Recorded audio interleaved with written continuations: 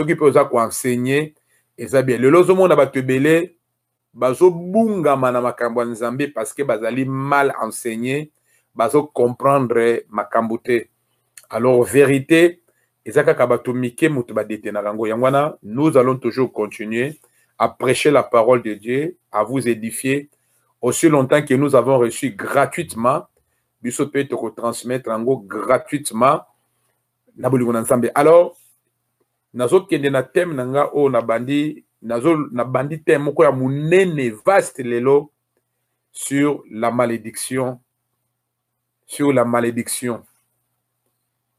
est-ce que muta koyi ko sambela ti lelo malédiction ezolanda ye est-ce que malédiction ekoki kende paye oui malédiction na vie ya mutu ekoki kokende pe ezongi lisusu c'est faisable parce que démon na kati ya vie ya mutu akoki kokende pe akoki kozonga esprit humain na kati ya vie ya mutu ekoki kokende pe sa nini ezongi yango na bien aimé eza na makambo ebele oyo nakobimisa yango ntango tokoparle tokota na profondeur yango lozomona makambo ebele ezomarche bozomona na bainternet ya tout moment ndenge bato baza koenvoute me masanga ya komela baenvoute yango de façon ke mutu to akomela masanga wana koma envoute e ntango yoza mwana na nzambe oza mutu ya prière te baenvoutema na ekoki kolata yo mpe ekoti na kati ya ndako na yo bien aimé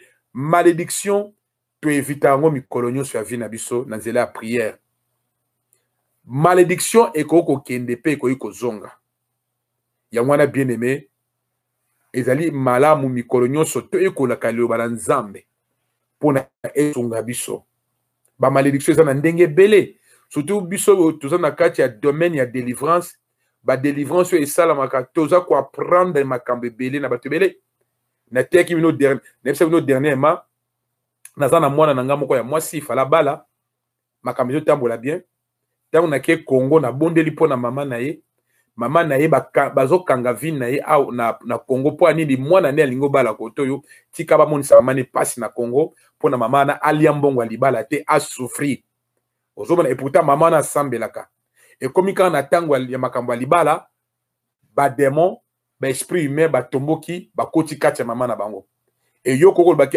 non ngai basi bapria mpo na nga malédiction ezalaka so te c'est bien malédiction en général ezalaka so te mais keba parce que le diable est malin ndenge diable akendaka zongaka ndenge pe malédiction ekei pe esalini ezongi na kati ya vie ya moto alors toko réfléchir nanu na un point comme nalobi kozanga te lelo jeudi vendredi lundi pour samedi ezali édification lelo lobi lundi na lundi parce qu'à partir de mardi to bandi jeune na biso ti vendredi kozanga te de la malédiction à la bénédiction c'est encore possible maman c'est encore possible papa vinayo oleka de la malédiction à la bénédiction c'est encore possible na vino mama oleka na kokangama na kofungwama c'est encore possible oleka na kolela na esengo c'est encore possible oleka na maladie à la guérison c'est encore possible olongwa na blocage na kofungwama c'est encore possible parce que Dieu est grand, Dieu est merveilleux bien-aimé nzamba za merveilleux yango nazobisa mutu moko bien-aimé c'est encore possible oleka de la malédiction à la bénédiction parce que au bengamite nzambe a créé ki yoto na mokili pose autant mon avis à malédiction ezakaka te kokanisa te kaka malédiction soki mama betelo liputa to papa betelo liputa non tondo ki a envoûté yo tondo ki a ensorcelé non malédiction eza na ndenge belé malédiction na français yango mauvais sort elakeli mabe maloba ya mabe misala ya mabe etaleli ya mabe donc nyonso ya mabe donc nyonso ya mabe eza na kati ya malédiction oyo ekoki kokangama na mutu pe kolanda mutu vi na ye mobimba c'est ainsi bien aimé tokei biso nyonso nanu na bien aimé dans le Seigneur tokei nanu ko réfléchir na Proverbe chapitre 18 verset 21 Proverbe chapitre 18 verset 21 Proverbe chapitre 18, verset 21. Gloire à Dieu. Proverbe chapitre 18, verset 21. Proverbe 18, verset 21. Proverbe 18, verset 21. Proverbe 18, verset 21. Proverbe 18, 21. Oui, à Dieu, Kotanga.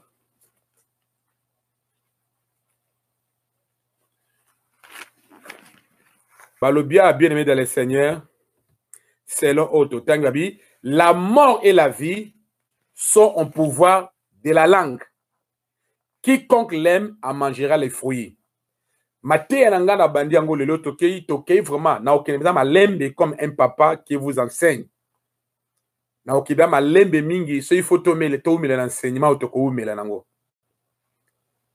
Parce que bien aimé, c'est encore possible comme dans lobby au passer de la malédiction à la bénédiction. Au blocage na vie ya kofungwama. Na kolela na vie ya kosepela. Na koima na vie ya esengo. Ko passer na échec na vie à victoire.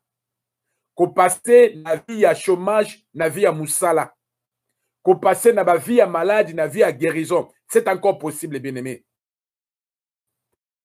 Gouya ya monoko. Et ko bakeye monoko mute pronosaka liwa et puis monoko mute pronosaka nini vie, bien-aimé dans le Seigneur. Monoko et pronosaka kufa. Munoko et pour nous sarape nini lobiko na kati ya munoko na biso bon moi bien aimé liwa ezali tout ce qui est lié na kati ya négativité parce que kufa mutu nyonso tout te na vie asepelaka na kufa ata mutu akomi na 100 ans akosala to akufa te ata mutu akomi na 120 ans akolinga kufa te akolinga kufa te parce que liwa ezali lié na négativité.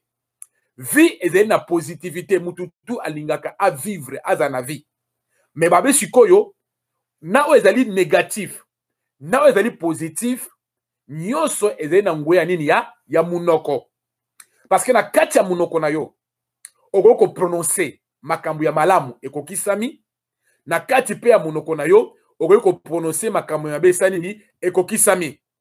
La preuve est que bien aimé dans le Seigneur soki mundoki ali ko salo mabe akobana koloba yo lobaki yo zali mwana na ngai te yo lobaki yo zali boete avant ake na laboratoire na bango ya mabe abanaka d'abord ko prononcer wapi tu na kati ya munoko na ye le lait mon bien aimé pourquoi parce que o nyonso ekotaka ce n'est pas ce qui est bien aimé yeso lobike nyonso o ekotaka ebebisaka mutu te mais oye bimaka na kati ya munoko ya mutu nde ebebisaka mutu. C'est Jésus qui le dit. Yangwana bien aimé. Il faut faire très attention bien aimé. Bible ezali koloba ete liwa pe bon moyen ezali na pouvoir ya munoko na biso. Malamu to mabe ezali na kati ya munoko na biso. Et puis Yesu alobi ke ezali te oyo ekotaka mutu ebebisaka mutu mais ezali o nini oyo ebimaka na kati ya mutu nde esali nini ebebisaka mutu. Yangwana bien aimé, combien ya maloba ya mabe exemple tobimisaka pa bana biso yo zaboya yango bano bino boza bandoki te yangwana bino boza mabebe pona nini ezali maloba ezobimisa. Bien aimé mama papa tango ozobimisa ngo ezali pouvoir mobimba ozo bimisa likola banano sans le savoir. Sans le savoir. Yongo bino banon nebite mutaloka bino. Tu ne peux pas okoyiko bimisa maloba wana te mama. C'est très dangereux. Ba démon to batamite mama be bakoko retirer ba parole wana puis ba frapper bana na kati ya malédiction. Yangwana keba mama papa na maloba ozo bimisa kati na munoko na yo. Combien de fois tobimisaka ba parole négative a vina ngai vraiment toyekaka na pari kotika batu oyo okoki ko prononcer yango te ya clair ko prononcer ka parole wana te a vina biso toyekaka na Suisse po totika batu oyo mama lord ko prononcer ka jamais parole wana parce que tango munoko azobimisa ekomi pouvoir mobimba tangu munoko abimisi ekomi pouvoir mobimba yango bino penza na lapi na kotikalaka jamais kosalisa bino keba mama kobimisa parole wana te kobimisa yango te kobimisa yango te yo bimisi yango omoni normal oyebi te na mokili oyo toza na baesprit oyo etambolaka na mipepe ekoki elati maloba wana okomona famille mpe kuna plus mutu akoyede bango azalaka susu te mutu akosalisa bango azalaka susu te mpo nini yo obimisaki baparole wana ke bino bana oyo ndenge na pouvoir kati na monoko na yo bien même ke ntango nani tozalaka na mokili botuna bamama na biso oyo botuna bamama mikolo mama Mobiala, mama Cécile, mama Madeli, mama Marie, mama Maride, mama na biso Elisabeth. Botuna ba mama mikolo, mama Marie, botuna ba mama mikolo, maloba. Maloba oyo babimisa. O mama azo bimisa na monoko mwana, ata mama sambela kate, keba na pouvoir ya maloba. Maloba to bimisa kana minoko na biso. Et ça très dangereux bien-aimé. Et ça très dangereux, bien-aimé. Et ça très dangereux, bien-aimé. Combien de paroles il y a ma bête aux autres misakati na minoko na biso. Ya mwana lingite mama papa. Obi misaka maloba ma bête kat na minoko na yo. Ah ngai penza. Ah ngai penza. Ah bwe bien-aimé. Kobi misaka ba parole wana te parce que ekoki komema malédiction kat na vie na yo. Au moins nous so na mo ah au moins tango moi ça na zemi. Moi ça na zemi. Bazo so na mobali na ye yo kutu ebi ke na linga kutu ko zonanga zemi ote mais mono azana kati ali moza esprit azo yoka parce que esprit nyoso yokaka malgré za mwana na makila maza esprit ah zemi wana kutu na nge ko zongo te so comme ça to longola zemi ngo ah mwana ngo tokotala yo lobi ndengwana mais zo bate mokiliza mabe batu bako ko récupérer ba parole wana mwana nono abotami te na kati ya libumu basi ba mvute mwana basi ba bebisi mwana à partir ya koswana na tata na mama na maloba ya mabe oyo bimisi o mwana vie ya mwana abotami me mwana abotami kizengi mwana abotami mayele te po nini papa na mama boswana kike tolingaki na biso kutu zemi mwana wana te. Oh bien-aimé mon peuple de tout, il faut des connaissances pour des connaissances. Bien-aimé, ayez des langages, n'ayez pas de langage négatif. Mais là, la vie, on a un langage positif. Parce que la vie et la mort sont au pouvoir de la langue. Koza la malamu, to koza la mabe, et ou tera kati na maloba. Yango mona mutu mususu azobonde de la pona bana na ye. Ah bana na ngai, bokende malamu, ngai mama na bino, mutakoloka bino te, mutakosala bino mabete. Maloba wana pe bimi na kati ya mokili, nzamba kangi yango. Omona pe mwana kei azongi likamabe salamite. Tikana biso bien-aimé. Na tango kala tango to zokola. Omona papa lobi ke mwana nga na bwaki soyi. Oke malamu zonga malamu.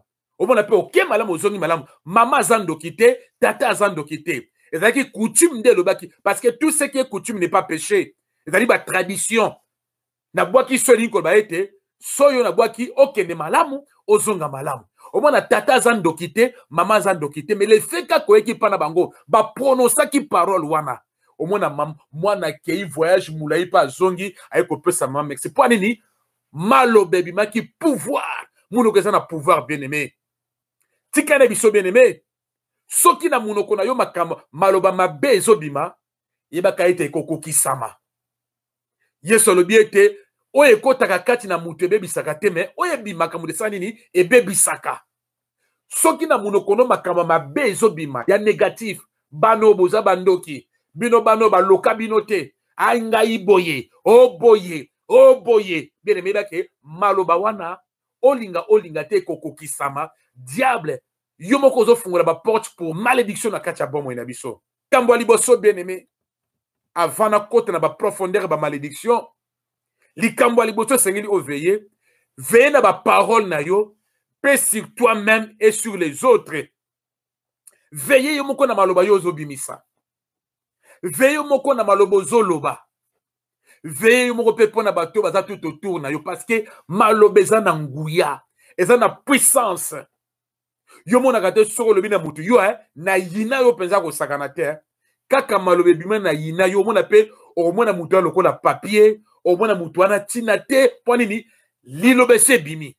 Et tant que le bane ko bima, et ko kanga mutuana, mutua pe okoma tinate. Yango na zo peso conseil mama papa. Ato siliki ndenge nini. Ko bimisa kamaloba ya mabete na munoko na yo. Ato siliki ndenge nini. Ezana ba diko na biso bien aimé. Na kati ya ba démonologie.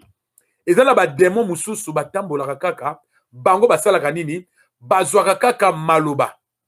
Ezana ba démon mususu batambola kaka. Bazwaka kaka maloba o ebimaka. Maloba soke bini. Bango balokotaka maloba wana. Ah, bon teke parce que nkolomongo na salaka délivrance à maman yande komoko aza na Lausanne na Suisse. Et tant que tu vas dire ko prier pour naye, et tant que tu vas prier pour naye, ba démon ba ko mais bisote yemoko mutalo ba makambo wana. Lokola zolo ba makambo oyo yango na bisoto lokoti makambo wana pe to koti na kati nzoto naye. Za bisote yemoko. Bien aimé keba. Ba malédiction mingi ezokota na ba vie na biso.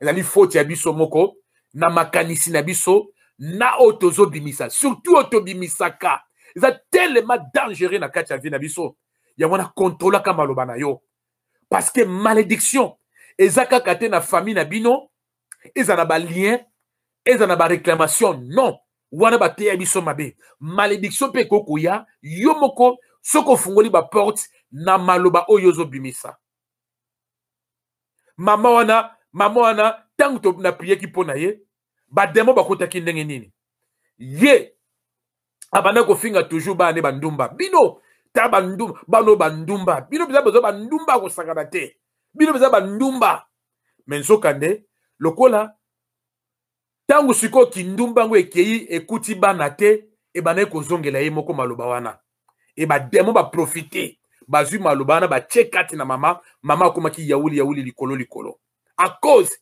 ya maloba wana oya bana ko misana kati ya vina ye yango na zo peso toli mama papa il faut veiller sur toi-même veiller sur yomoko na maloba ozo bimisa et d'où vient la malédiction bien-aimé il n'existe pas de bénédiction sans commencer bien-aimé ce qui bénédiction yé c'est que na bandeli malédiction ezalaki ça c'est vrai bien-aimé avant balobelaka bénédiction et si ka o malédiction ezalaki. Donc, ce qui malédiction est c'est que bénédiction azali. Ce qui bénédiction azate, c'est que malédiction était bien aimé, mais malédiction où tu vois bien. Malédiction où tu vois bien aimé. Et bien aimé, avant malédiction, il y a, c'est que avant bénédiction, il y a, c'est que malédiction tu es bien aimé. Parce que tant que tu es koyeba nzambe, sur le plan général, biso tu es qui na kati ya sa malédiction. Tokokai kopambola mate parce que malédiction te kangaki biso na kati ya mokili. Parce que tu es baki nzambe te, tu es qui maudit sur le plan général par le péché d'Abraham, malédiction et kangaki vient na biso. Bien-aimé dans le Seigneur. Yangwana bien-aimé, tangu Yesu ayaki aiko racheter biso pour nato vivre une bonne vie avec Jésus selon l'apôtre Paul. Mais bien-aimé, maloba otozo bimisa na kati ya vie na biso, maloba belé. Yango lozo mona soki mutalingi abunisa na ninga ténèbres. A okene pas marabout. Marabout banokoloba. Yubo banokoloba. Muta okene pas nganga. Nganga banokoloba. Yubo banokoloba. Muta okene même ndoki na butu. Avant ndoki apumbwa. Akene ko sala mutu a vuti mabe. Ndoki banane koloba ye moko. Ah mwana wana toko tala ye. Bango presa. Et banaka banana na maloba. Parce que maloba mdizobi sa pouvoir bien aimé.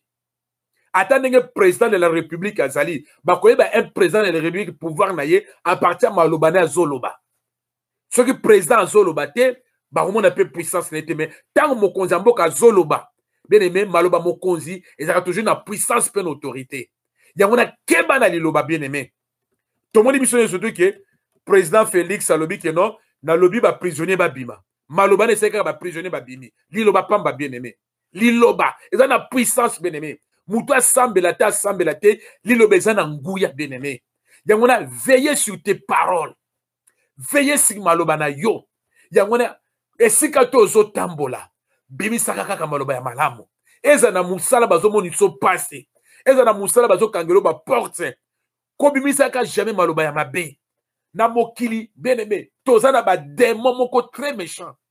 Bana nzambe mingi belé lelo ba otembo ignorance bazo bosana ke ba démon o ba tambolaka na nature bazali. Misana bango kaka kokangaka maloba ya mabe. Tango ya Claire bimisi maloba mabe bakangi. Tango mama Pauline bimisi maloba mabe bakangi. Tango mama Pascaline bimisi maloba mabe bakangi. Leur mission ya kokanga kaka maloba o ya mabe pona efungola ba porte ya vie na yo bango bakota bafanda bazwa pouvoir. Bien aimé, ndoki tong d'esprit mabe ba esprit déchu bakoki jamais kozwa contrôle la vie na yo soki yo moko fungoli nzela te. Ba esprit déchu milimu mabe etambolaka ekoki jamais kokota na kati ya nzoto na yo soki yo moko bengi bango te fungoli ba porte te. Na tant à chaque fois ozo prononcer ba parole négative ozo benga bango bazoya.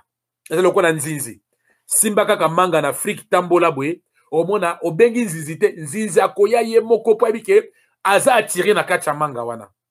Et tango yo zo bimisa maloba ya mabe ba demo bayoka quand même makambo zo sala na 1 million de kilomètres azo yoka. Bazana bazo capter bazana ba antenne yaka boya noki tomoni mama charisme moko azolo ba ye penza akokufa kaka boye boya kokota yaka penza tomoni papa charisme moko azolo ba en tout cas ye ayaka na poto kotika batu bokotela ye wana. C'est comme ça les démons agissent. Yangwana na Bible ekebisi biso na maloba ya mabe. Bible ezali koloba ete o mutu azoloba yango nde kosala na kati ya vie na ye. Soko ozoloba makambo ya malamu nzambe pa koleka na makambo ya malamu mpona kopambola yo.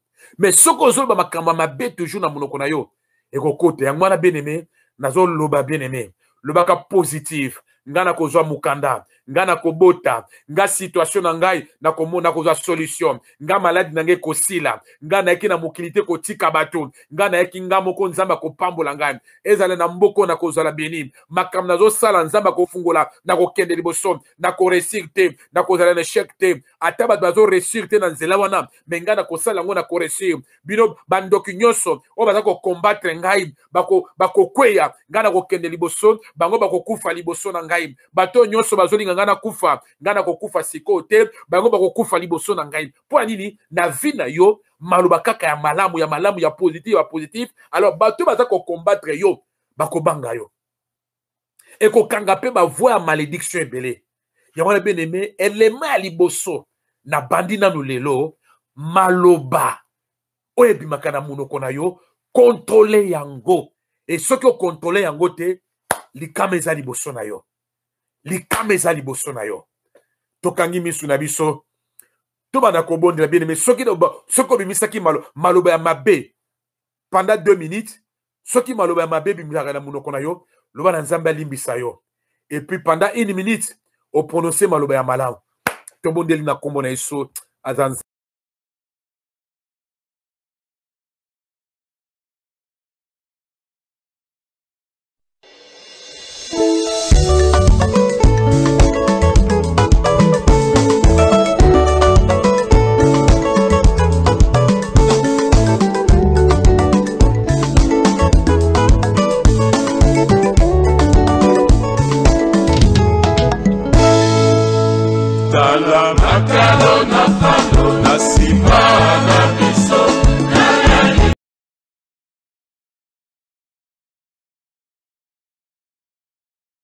Ma